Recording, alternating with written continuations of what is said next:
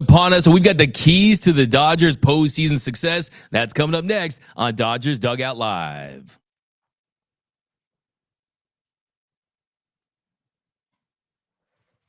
What is up, Dodgers Nation? D-Mac here. Welcome to another episode of Dodgers Dugout Live. You can follow me on X and Instagram at DMac_LA. If you have not yet, be sure to subscribe to the Dodgers Nation YouTube channel. Hit that subscribe button, hit that notification bell, hit that like button, and let us know what are your biggest concerns for the Dodgers heading into this postseason. What do you think are the biggest keys to a Dodgers deep postseason run and a World Series victory? Let us know down below. Shout out to Swaggy C. I see you in the comments. Drop all those comments down below because today is a special day at Dodgers Nation because I'm joined by my friend, Mr. Jose Mota. This guy got his doctorate in baseball. He's forgotten more baseball than most people has ever known. And we're going to break down all things Dodger baseball. Jose, thanks for joining us today, my man.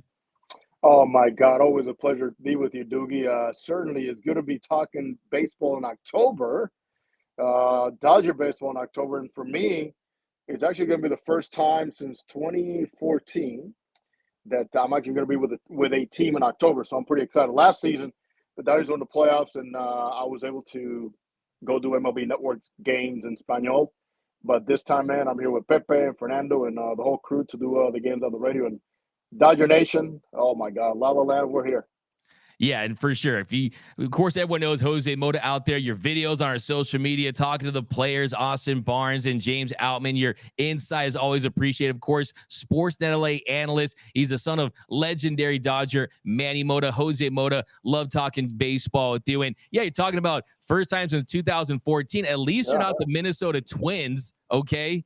They had a postseason win since the Bush administration. Nice to see them get a win. But let's talk about this Dodger team. The first thing I want to jump into, Mr. Jose Mota, is that this isn't normal. Okay, this is not normal to have this level of sustained excellence in Major League Baseball. You're talking about a Dodgers team, and just kind of what you're alluding to a little earlier about being with the Angels. This Dodger team's 11 straight postseason appearances.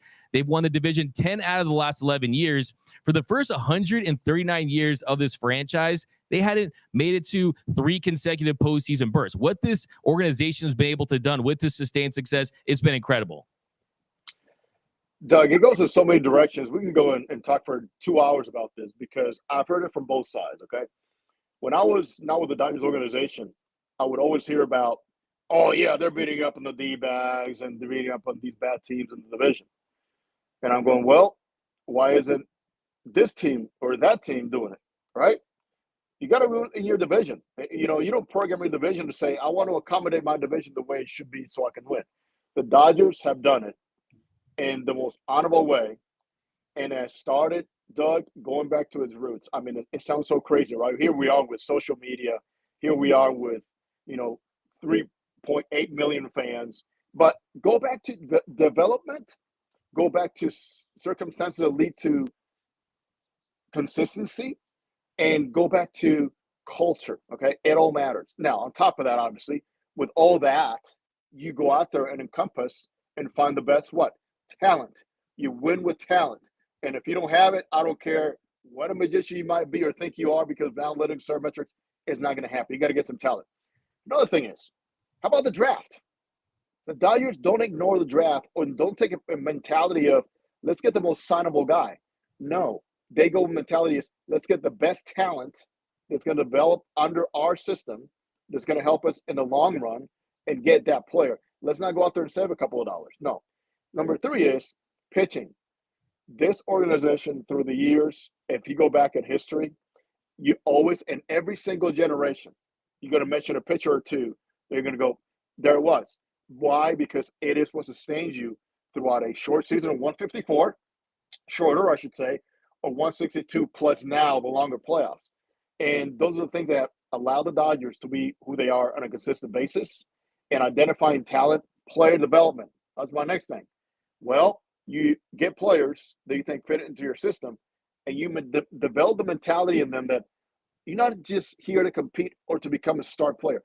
You're here to become a Dodger winning player, and that marks a huge difference. With all of this, obviously, you're going to face your injuries, your challenges, bad decisions. Every single team has a history of bad decisions, being wrong, but they're not afraid to go, this is what we believe in, and it doesn't matter who comes in, who gets interviewed for a general manager's job, a manager's job, baseball operations, and everything that's around it. This is what we believe in, and you can tell that tissue right there has never been broken.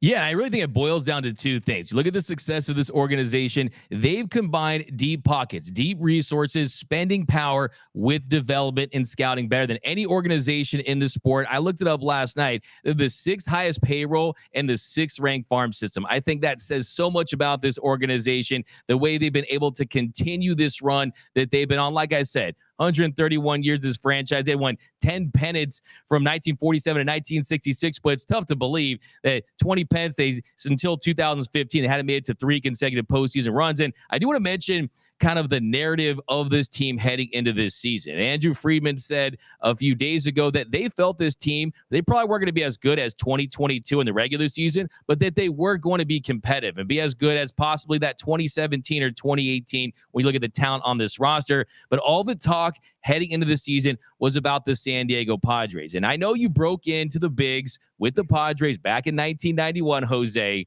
but that Padres team, you had them talking about the World Series. And Fernando Tatis Jr. said that he didn't care who they were going to face in the World Series because they were going to win. Now that Padres team, the only thing they're facing is an 80-inch Sony LED TV because they're watching the postseason from their couch at home. Just kind of talk about how motivated this team was to make this run, considering all the hype surrounding the Padres and the rest of the league heading into this year.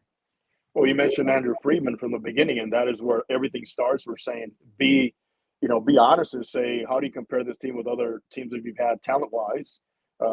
And he's quite honest and said, hey, maybe not as deep in certain areas, but a very good team. Every player we talked to back in February said we still lost some guys, and this is still a very talented team. So that belief was in their chats and their group chats and text messages saying, guys, it doesn't matter who's gone. We have enough in this team and this talent in that room to go out there and get it done.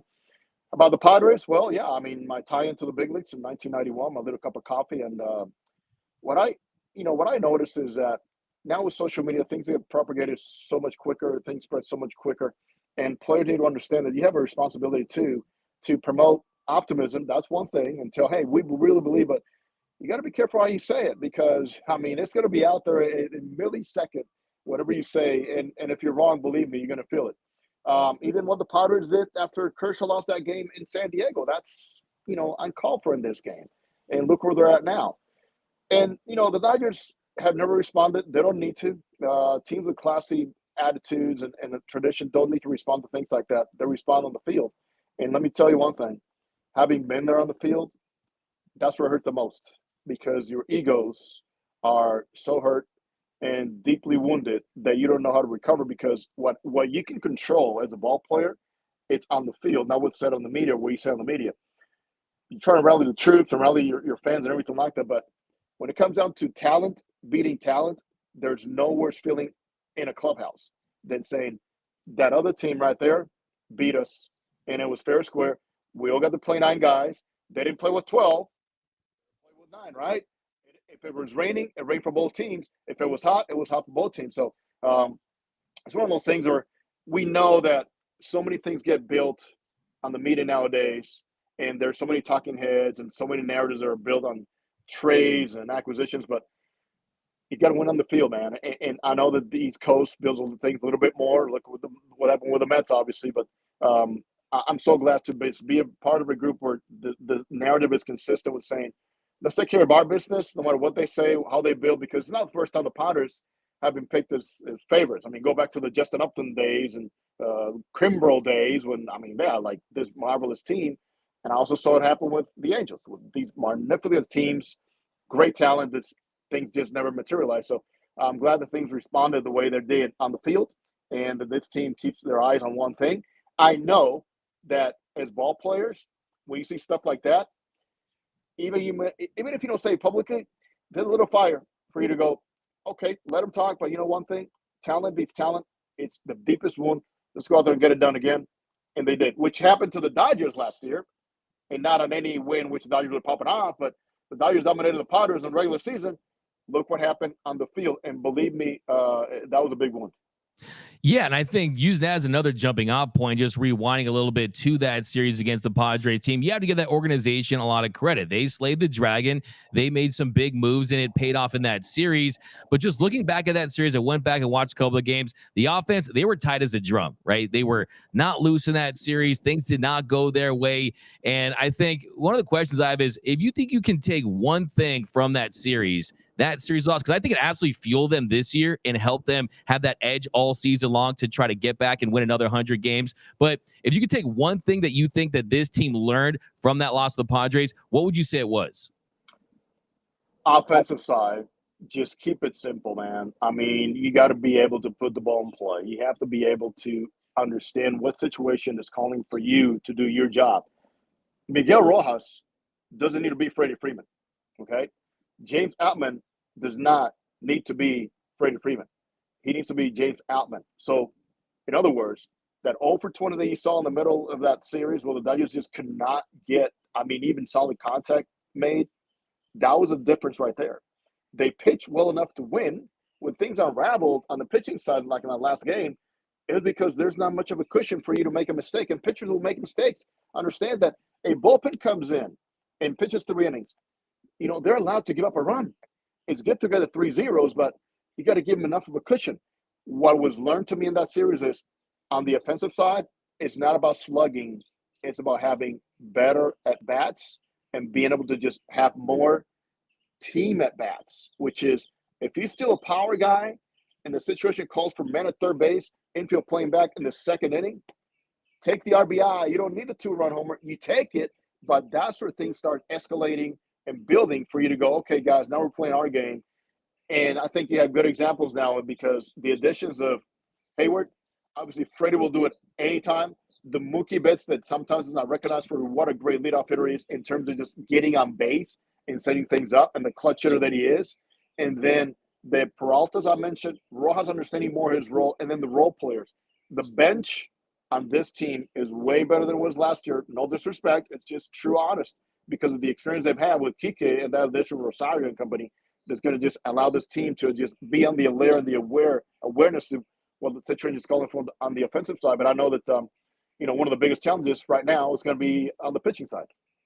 Yeah, and Jose, I love that you bring up Miguel Rojas, because Miguel Rojas on the field, we know the impact he's had defensively in a year where you have the restriction on this shift. It's good to have a glove for a shortstop, a 12 defensive run save. That's 5th in Major League Baseball. But just what he's done inside that clubhouse. There's a story about Miguel Rojas in this series in Kansas City. They weren't playing well, and Rojas said that he felt that this team couldn't get past that loss last year to the Padres, and then he switched things up. He added a ritual where they would have tequila after every single series win. They would reflect on what went right, what went wrong in this series. They would identify a series MVP. That really speaks to the culture of this team. I love that idea. I hope that they drink tequila all postseason long. Hopefully, Dave Roberts doesn't drink tequila during the game. I don't want to see Kike Hernandez as the game 1 starter or pinch hitting with Bruce Dark Gratterall. But just kind of talk about the culture of this team. You're around this team on a day in and day out basis. Just kind of describe the difference from last year to this year. You mentioned Rojas, the importance he's played in that clubhouse, and all things matter a lot, man, because you are with your brothers, I mean, day in and day out. And there's disagreements, there are ways in which you want to do things. And one thing I noticed, too, is Dave Roberts, for as much success as he's had, okay, he is as open as any manager I've ever spoken with. And I'm talking about 50-some years in baseball. Dave Roberts will take the input from players, and it doesn't have to be a star player to go, that's a good idea. And it could be the way you structure a workout. It could be what time you work out. It could be what time you travel. It could be a lot of things. It could be a lineup, composition, the ideas that he gets from players, bullpen guys, and starters. And that's what really motivates a guy like Rojas, who is not a star player, to go, because this is admitted here and it's okay to do it here, let's go ahead and do it. And then the star players buy into it. And then you're celebrating the smaller of things. And let me tell you that part of the game, to me, unfortunately, has been lost because it used to be more of the camaraderie after a game, after a series, to hang out and talk about the game. And people could speak out and say, I should have done a better job. I was selfish that at bat. And you're not really destroying yourself. You're building yourself because now you're admitting it to yourself. And the teams around are going to go, you know what? Because you said that, we're going to respond to you. and help you out. If we see that you're trying to do the same thing, we're going to try to help you out. So all those things matter a whole lot. Like last season, Freddie Freeman and the iPads in the dugout, where Freddie's like, enough of that. Let's watch the game of baseball.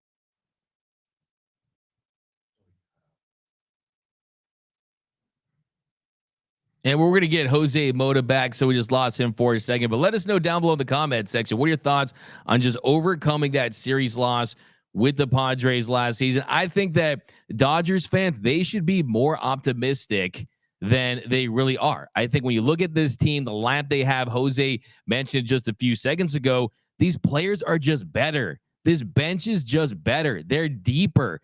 They're healthier. Just look at JD Martinez instead of Justin Turner, who had struggled mightily. These rookies, I think, has energized this team on another level. But I think you just mentioned it. And look, we can get as deep as we want as far as the numbers of this lineup and this and that. But the reality is this lineup is just in a better position to score runs this year and avoid those dry spells, avoid a 5 for 34 in runners in scoring position in the NLDS, avoid a 0 for 20 slump. But do you think that we saw last year, it felt like there were some big swings, some slugging moments that you probably just got to put the ball in play and good things are going to happen? I think there's a lot of Dodger fans out there that their big question is, okay, we've seen this offense in the regular season in the past have a lot of success only to get cold at the worst possible time in the postseason. There's a lot of Dodgers fans that don't want to go all in on this team because they're afraid of what happened in San Diego. They have a little PTSD, post-traumatic San Diego, right? But don't you agree that this team offensively, top to bottom, is just better positioned to have more consistent success this time around? Oh, 100%. And here's where you're facing in the playoffs, okay? Things are going to be lined up because you are the Dodgers and you average over 5.5 runs per game, that you're not going to be able to score 5.5 per game in the playoffs. Okay? There'll be some games where it might be a blowout or two, but be ready to win 3-1.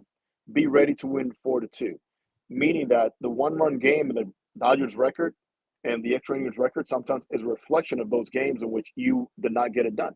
And most times when you didn't get it done in those close ball games, you look at the at-bats, and it's all related to that. And maybe the bullpen gave up a big run or two, but it still goes back to the offense and beating good pitching. Beating good pitching means you pitch well enough on your side to allow your offense to do the minimum.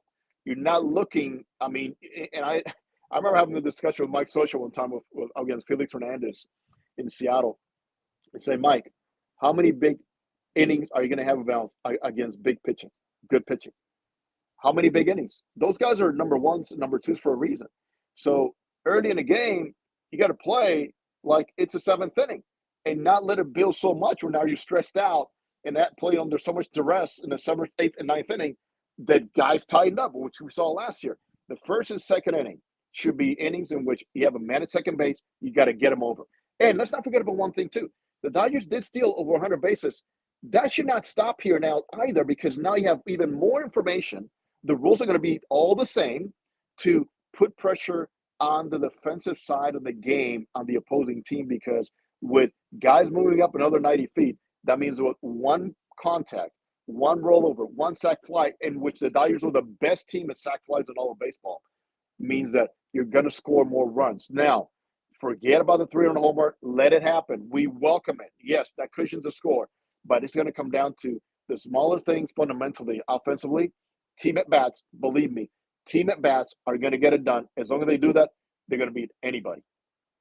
Yeah, and you look at team at bats this season, you look at their approach this season. They don't expand the strike zone. They work the count. They take pitches. You get clutch base hits. I look at that 359 two-out RBIs. That was the best in baseball. 791 OPS with 2 outs. This team has proven that they're clutch. I was also thinking you got to factor in a healthy Max Muncy, a healthy Chris Taylor, a James Outman who's been fantastic as a rookie, a David Peralta who can get his bat on the ball, Miguel Rojas who's looked better offensively towards the end of the season. I will ask you this next question, though, is Will Smith and Mookie Betts. Will Smith picked it up a little bit towards the end of the season, but he had that injury, had a little concussion earlier in the season. Where do you think he's at? Do you think he's in a good place heading into the postseason? Do you think this week off is going to help him really get back on track and give us that Will Smith that we know he can hit rockets off the bat and really come through in the clutch?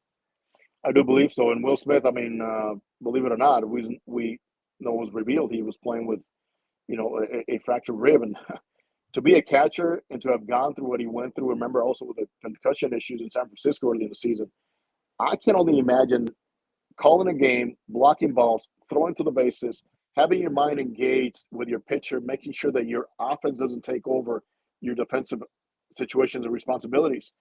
And then I'm encouraged by what I saw later in the season, especially the San Francisco series.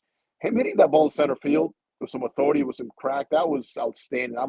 The bad crack on that one was pretty loud and just a sign of him using the big part of the field, being a very good situational hitter. Will Smith doesn't get rattled by any type of situation, and it's good to see him at least swing the bat freely and loosely, knowing that he's a guy that, like JD Martinez, like Freddie Freeman, he slows the game down to just allow the moment to be, but just the confidence aspect of things, knowing that it was so challenging for him to swing the bat consistently after the All-Star break, just leads into this time off and into a fresh mind, fresh body, refreshed and strong to be a factor, because the Dodgers do need him in that number 3 spot right in front of JD and Muncy and company to be clutch and get the singles. Get the singles. That's all you need. Everything else will take care of itself, because these are big, strong athletes.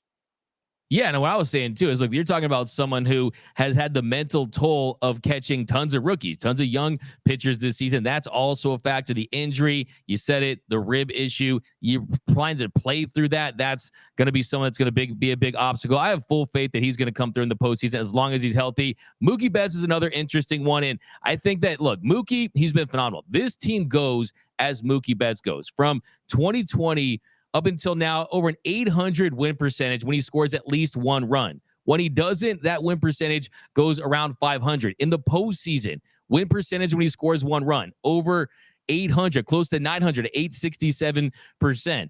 In the postseason without at 412. So they need him to get on base, generate runs, and he had an absolutely historic August, 51 hits, 10 doubles, 11 home runs, slugged 839. I mean, he was fantastic. September, though, slowed down, /244, 393, 326, one home run in 15 games. His last 15 games is 255. So one home run since September 1st. The slug's been down. Feels like he's taking too many pitches in the zone. But what are you seeing from Mookie Betts at the moment, and why are you confident he's going to get out of this little tiny slump? I think everything's a learning process for any type of player to go back and look at the great successes you mentioned in August to what led to that. Which team did you face, and then what did you face, and what do you take into September? And one thing that I remember mentioning this during the broadcast, and what Dave Bassett was saying, hey, I hope that tomorrow Mookie thinks that it's August 32nd, just so he doesn't stop thinking the same way, But we saw this too. The hotter you get in all of baseball, Luis Arias, for example, the hotter you get, the more teams are going to go, oh, okay, so here's what's happening when he's 1-0. Here's what's happening and where he chases when he's 0-2 and 1-2. And this is how much softer we can go when the situation calls for power. And for Mookie Betts, I didn't see any changes. Perhaps the one thing that played against him was the fact that maybe he didn't hit the ball to as many holes as he did back in August. But I saw the same approach. I saw the walks, which is very encouraging. Mookie had close to 100 walks this season. And Mookie understands his role too. And, if Mookie sees himself only as a slugger, it'd be one thing, but he doesn't. He sees himself as a multi-dimensional offensive player.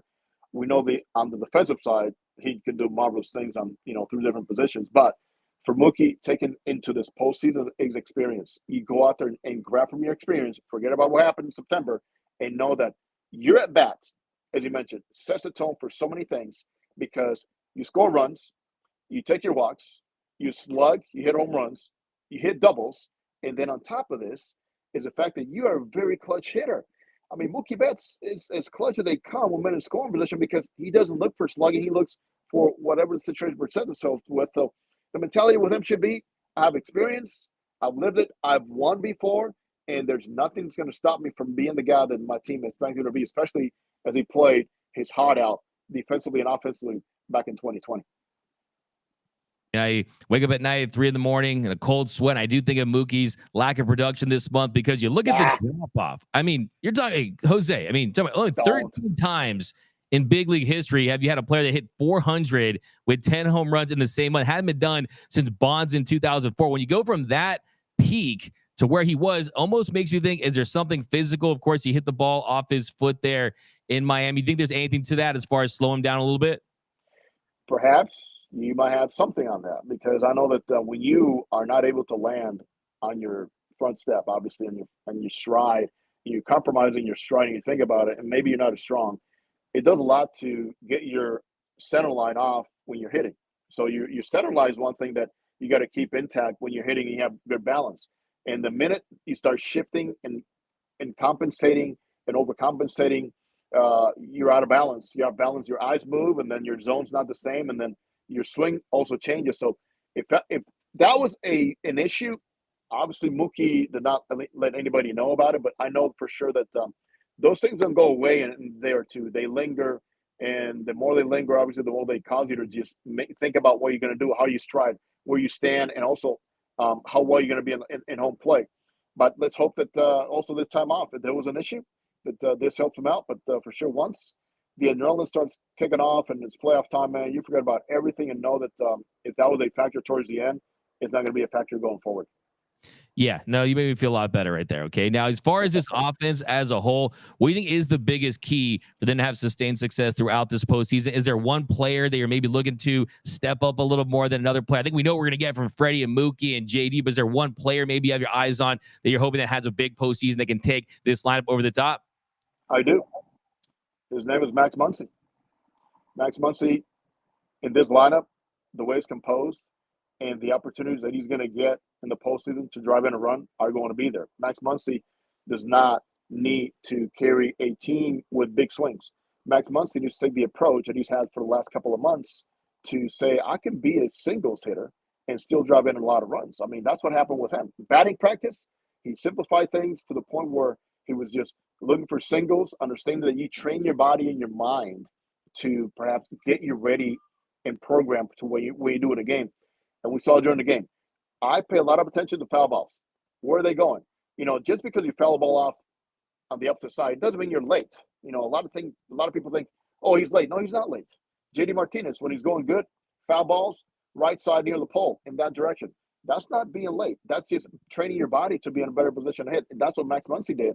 And all through the season, when you look at residual RBI opportunities, okay, they're going to get by Mookie, they're going to get by Freddie, they're going to get by JD, Will Smith.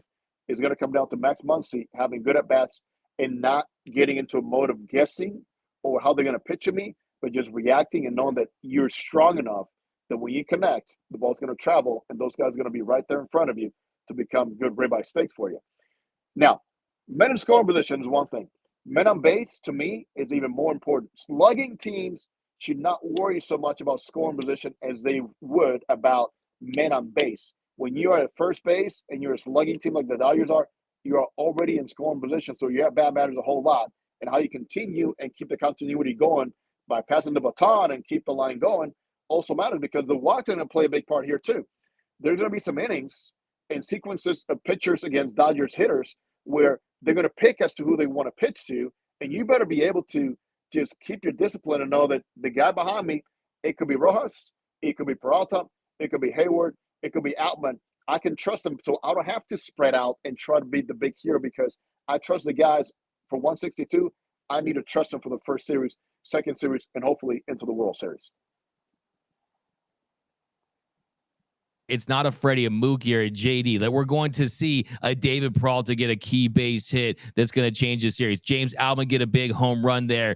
Have a Jason Hayward. I have my eyes on Jason Hayward. It feels like this story with Jason Hayward this year, he's going to hit a rocket that's going to be a deep bleacher reacher, and he's going to have a big home run. I just feel that with this team versus last year. I just didn't feel that with a Cody Bellinger who wasn't having a great year. Trace Thompson started to fade down the stretch. I think this team is deeper. I think the bottom of their lineup is going to be more consistent. I think top to bottom, this lineup is going to score runs. I'm confident that that's going to happen. I want to shift to the pitching side, though, because Jose, if you could guarantee me even average pitching, good pitching, I'd feel over the moon confident that this team was going to win the World Series. There's a lot of questions. It's tough to really project how a rookie is going to handle the bright lights of the postseason. It's tough to project how Clayton Kershaw is going to deal with pitching with some diminished velocity, but we're going to start right there because things are lined up for Clayton Kershaw to be the Dodgers' Game 1 starter. We know, of course, he's the GOAT. He's a walking statue. He's a future first ballot Hall of Famer. But right now, where he's at,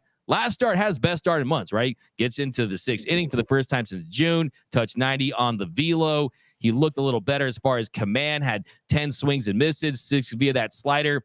What do you see from Kershaw right now, and how are you feeling? Are you feeling confident about him heading into this postseason? 100%. I mean, Kirsch knows what's at stake, and Kirsch also knows that there's a lot of people questioning him now that the calendar turns to October.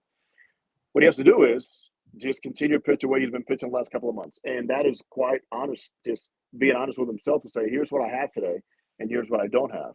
Kirsch is a guy that does not need to reinvent anything because Kirsch was able to turn that page to understand that when 95 was not there anymore, he's still a very good pitcher. Kirsch pitches, and he pitches to win. And I would not even be looking at velocity because what difference does it make if he's throwing 90 or 92 or 88, 89? It's where he spots that fastball. We saw him with 88, 89 hit the outside half, elevate the fastballs, and make everything else better. But the key pitch for him is going to be that slider. His slider, he's able to keep it on one plane when he wants to steal a strike. Also, he will tilt a little bit more to get the strikeouts.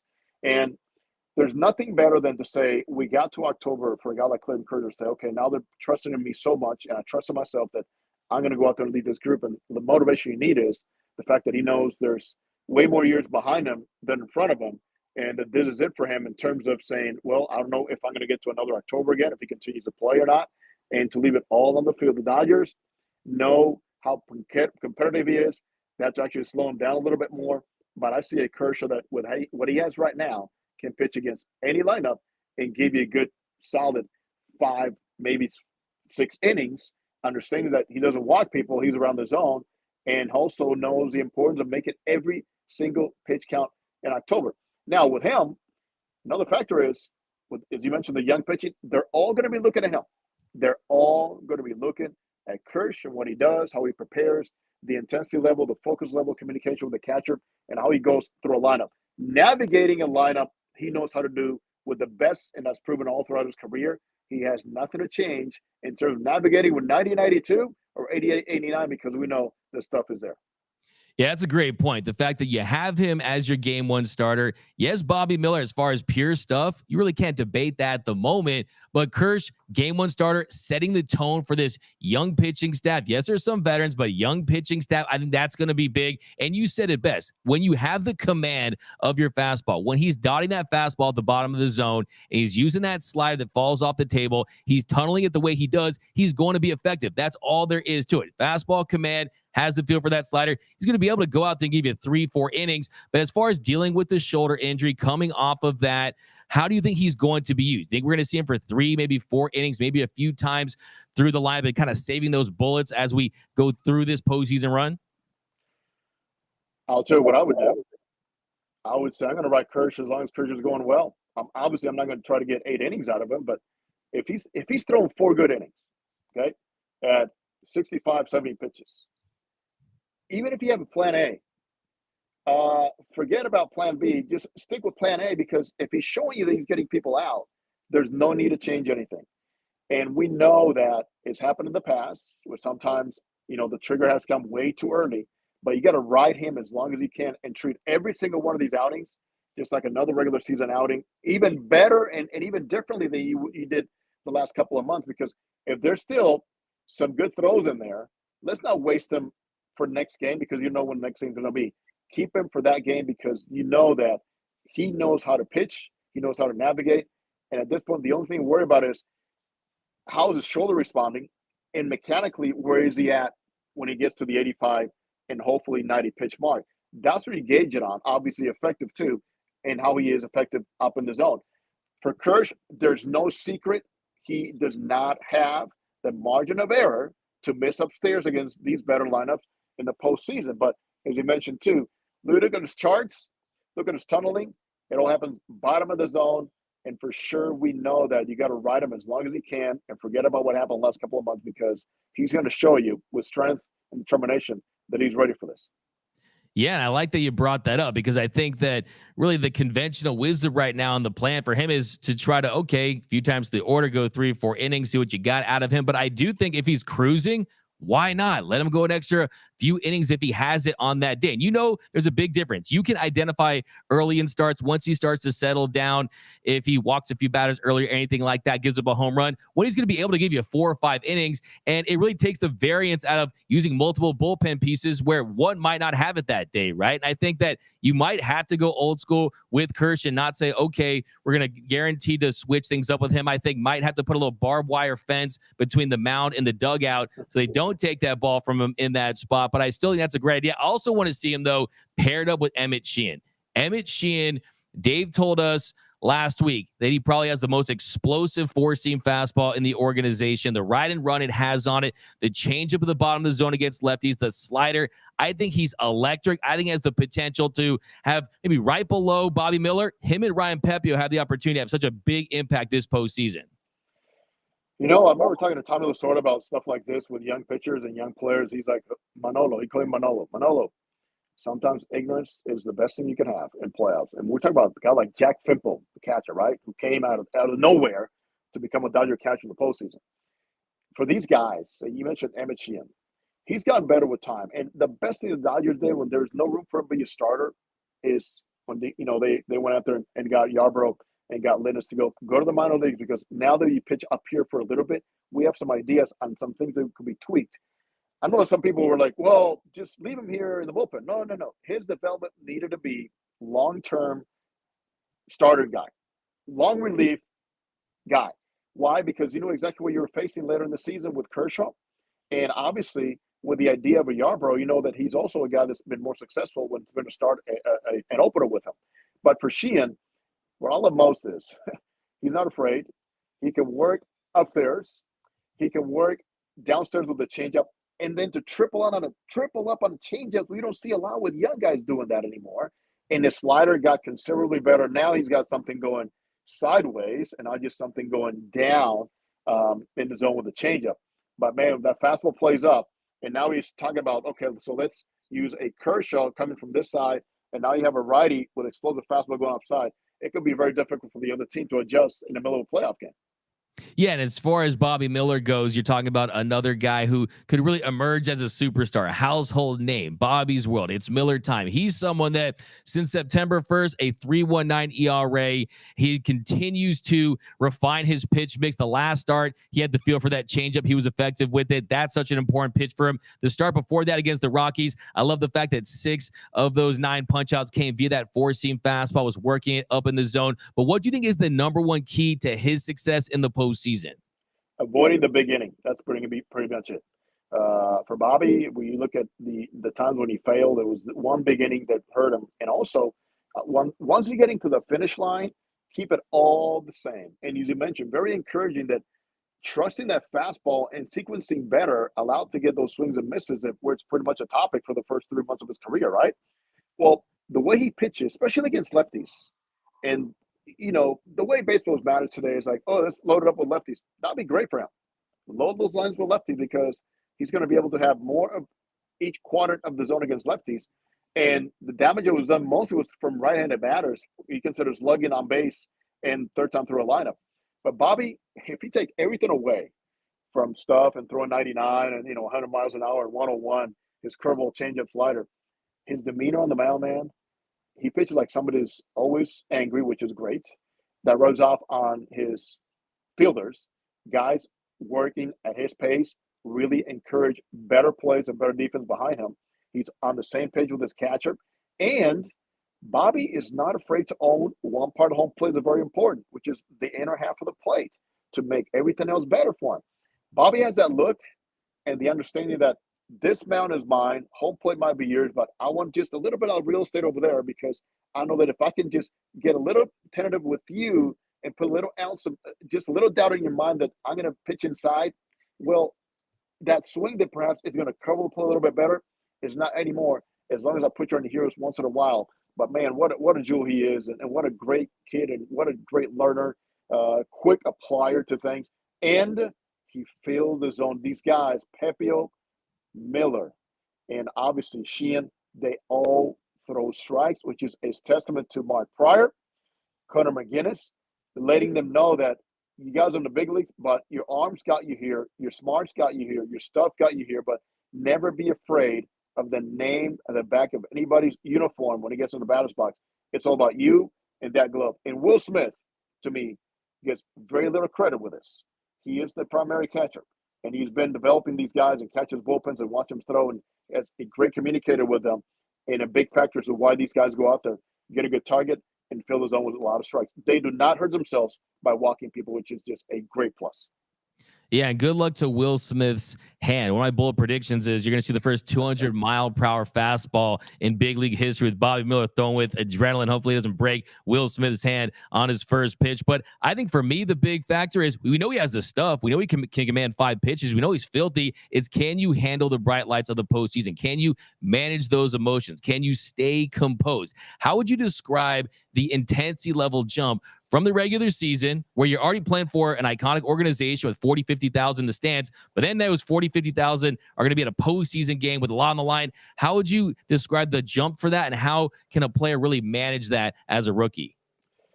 The players that have handled this the best are the ones that understand that sometimes not knowing everything that's going on is good. Okay, and that's what a good thing is, and good factor is with rookies. They haven't done it before. They don't know what it's like, and that's a plus.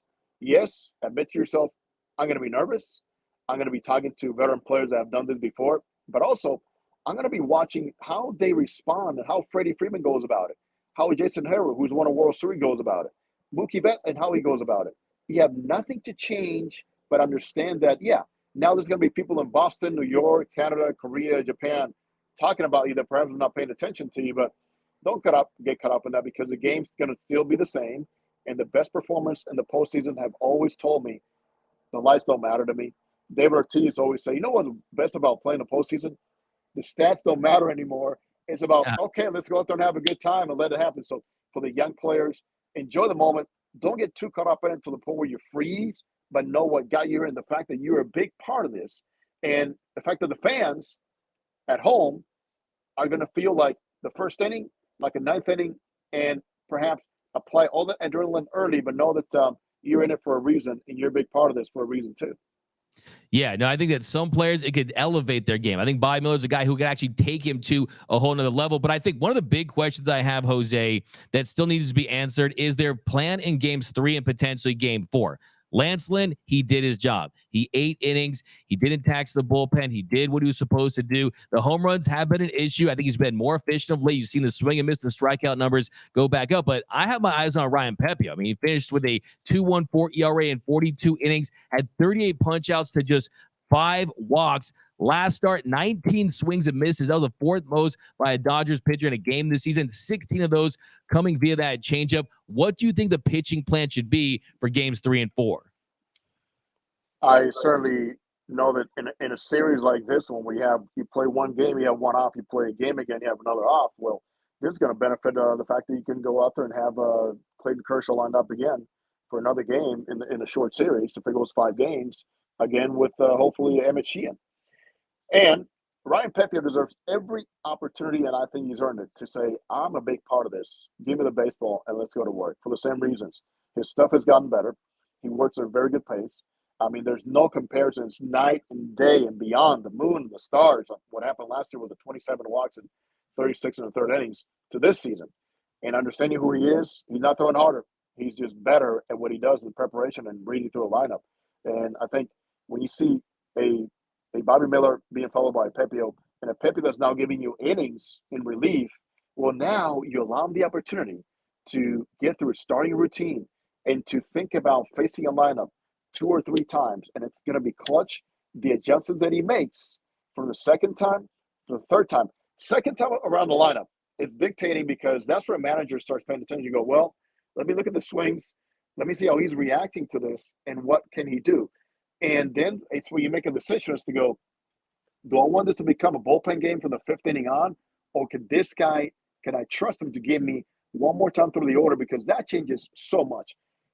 Playoff games are bullpen games 90% of the time. And you have to be able to allow your starter to dictate when, early or late, do you want to involve your bullpen in. But I think it would allow Ryan Pepiot. I would go again, followed by Kirsch with the off day, with a couple of off days, and Sheehan. should be the right matchup the way you see in a 5-game series if it goes that long. I agree 100%. I think you see some Sheen, you see some Yarbrough. I think they have what it takes. I think that Lance Lynn is someone who could surprise in the postseason. He's someone who's got that dog. He's got experience in this league. I would not doubt a strong start from him. And let's not forget, this offense is going to have to carry them. Last year in the postseason, teams that outslugged their opponents won 80% of those games. If this team doesn't hit, they're not going to win. I think this team is going to hit.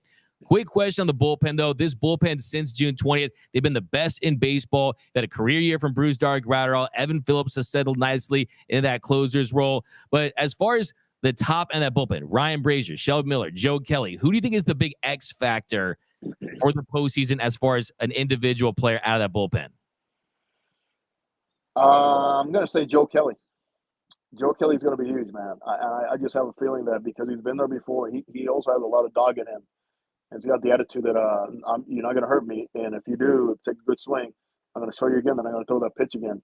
It's an attitude that rubs on well on everybody else. And I'm not diminishing the role, the importance of anybody else. But a guy like Ryan Brazier, 70 ERA in Boston, comes over here, goes to the minors. Some tweaks are here and there. And he's another guy that you don't have to worry about lefty or righty, which is, to me, one of the biggest things. If you look at June and where they were and how with Evan Phillips developing as a closer, and not really name the closer. We all know who the closer was starting back in April. It was going to be Evan Phillips, right? But the way things develop is by failure, you have guys in roles in which they were just not comfortable in. And it showed. Caleb Ferguson later in games was not the same as he was in the 6th or 7th inning. And it's just the way things develop. It's not a knock against anybody, but just the way your mind works. Because the 9th inning is not for everybody, man. The 9th inning is a different monster. And there's some guys that I've seen fail in the 9th inning. There are horses in the 8th or 7th inning. And that's one thing that Dave Robertson is going to have to. Now, you have the luxury of a Brazier that can come in later in the game, 7th or 8th. You have a Joe Kelly can come in if Evan Phillips is overworked and close it for you. And you got to have 2 shutdown arms, 8 and 9 or 9 and 8. And to me, those guys are Phillips and Joe Kelly right now. Understanding that a guy like Shelby Miller can never be discounted. Why? He's got the experience. The stuff is there. And look at the numbers against him. The walks are a little bit high, but if you have an ERA as low as he did with the amount of walks, you're doing something right when it matters the most. And he was able to get it and get something right when it mattered the most and getting some big outs, some big strikeouts, and allowing the defense also go to work with him. My only question here, Doug, becomes this. The lefties. Are you going to take lefties just to have lefties on that roster? Just to say we have lefties? Or do you want the best out of your bullpen where righties that can get lefties out, knowing that Ferguson was so big for you throughout the season. Bessie got a little bit better. He's had his ups and downs, but I think it's going to be one of the biggest questions. In key situations, if the situation says lefty-heavy part of the lineup coming up, are you necessarily going to go with a lefty or are you going to go with a righties that you know can get lefties out?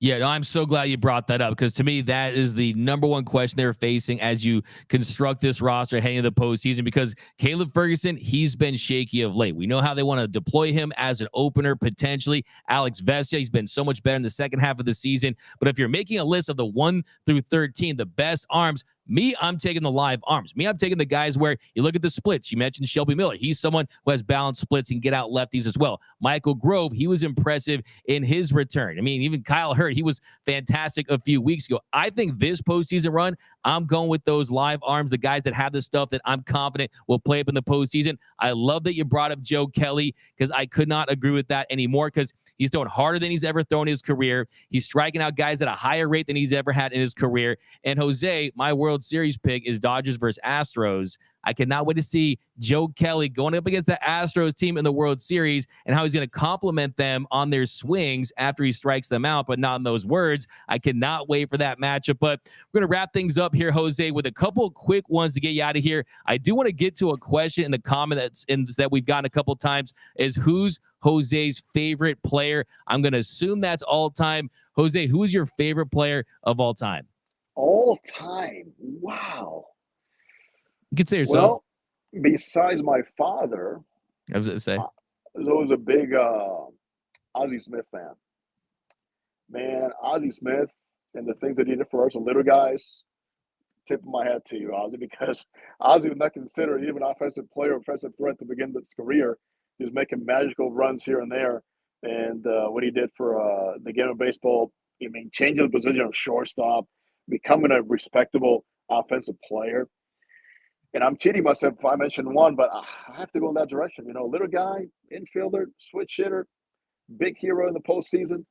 I got to go with Ozzy, man. I got to go with Ozzy.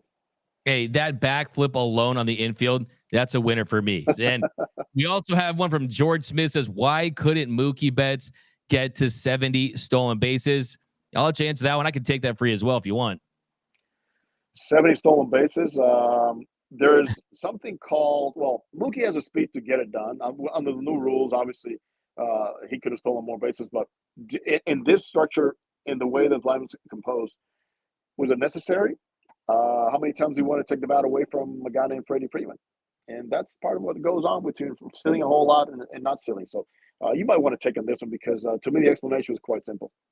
I mean, yeah, you're talking about someone who's a slugger. He has the RBI record for a leadoff hitter. This is someone who had 39 bombs this season. Also, this career high in stolen bases is 30, and he's below average with sprint speed. It's in the 40th percentile. That's just not what he does. Even with those pizza box bases where even I could look like Ricky Henderson out there, Jose, probably swipe a couple bags. That's not just what Mookie does at this stage of his career. A couple more on here.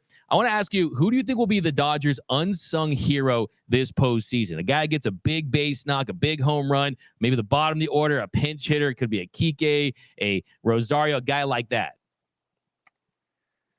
I can't bet against Kike, man. Kike just has a little it in him that just wants to be part of it, has been a hero before. He's always watching, is very observant on what they're doing against teammates.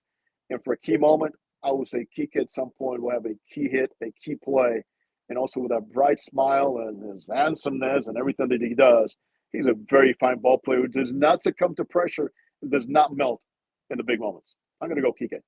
Go Kike. And we got this from Roy Estrada. I want to ask this one as well. How do you feel about Muncy at third base during crucial playoff games? You got to trust him. I mean, if you got here with him, you got to go out there and trust him. With Muncy, what we don't want to see is for him to take any of the failures from the at-bats or a bad call by the umpire at the third base. And the one thing is the Dino Evil's so good with him with this. Catch and make the routine play. That's about it. With that comes awareness of what the situation calls for, stepping on the bag instead of looking for the whole play. All those things come into play as long as you tell yourself, I'm going to keep it as simple as possible, start with the baseball, and make the routine play. Because there's a stretch there where Muncy going to his left was as good as anybody at third base. And I know there's some stretches also recently where he was not playing as solid. But you got to trust that if you make changes now based on what happened recently, they get in big trouble. You got to trust him, go out there, make some good plays, and be the defensive player that you expect him to be. Absolutely. And then one, the left side of that infield is stronger with Rojas on that side. And then two, like you said it best, just make the routine plays. We're not asking you to be Nolan Arenado. We're not asking you to be Manny Machado. Okay. Just make the routine plays and do what you do with the stick in the box, and you're going to be fine with that. Few more here. Who will be the Dodgers postseason MVP? Like we saw with Corey Seager back in 2020. Who do you think is that guy for the Dodgers this year if they go all the way? I think it's going to be Mookie. I trust that Mookie Betts has done it before. He can thrive in moments like this. I know last season was not his best in terms of postseason, but he offers so much to you. In the base running aspect, which he showed in 2020 and how he changed the entire playoffs from the NLCS onto the World Series. With his defense, with his arm, and then on the offensive side, I think Mookie is a guy that's primed to be the big force here coming into this series. I love that, man. I would love a signature postseason run for Mookie. And then finally here, do you want to throw out a World Series prediction, a team that the Dodgers might face? What do you think, Mr. Jose Mota? I would say this. I would say Dodgers against a team that they're able to beat in the World Series. That's hey, I think it's going to be a team wearing orange. The Astros, the Orioles. Although they looked, Rangers look impressed with that offense yesterday. But Jose, we cannot thank you enough. We appreciate the time. We appreciate the expertise, the insight. Be sure to follow Jose Mota at Jose Mota 05 on the X and Instagram. Look for his content on our Instagram as well. He's always in the dugout, always getting really cool nuggets and insights from your boys in blue. So definitely be on the lookout for those. But Jose, thank you so much for the time, man. I appreciate you, and see you soon, my man. You got, hey, dude, we got some more of those coming, right? We got some special stuff coming out. Talk about Team We got Clay. some fire content. We got some fire content, man. We can't keep up with you, man, to be honest with you. But yeah, keep them coming. We'll keep posting. And yeah, definitely look for that stuff because Jose Mota, he is in the mix with your boys in blue. Behind the scenes stuff. It's fantastic content. Definitely gonna look out for that. Dodger fans, love you. All right, take it easy, Jose. Appreciate it, my man.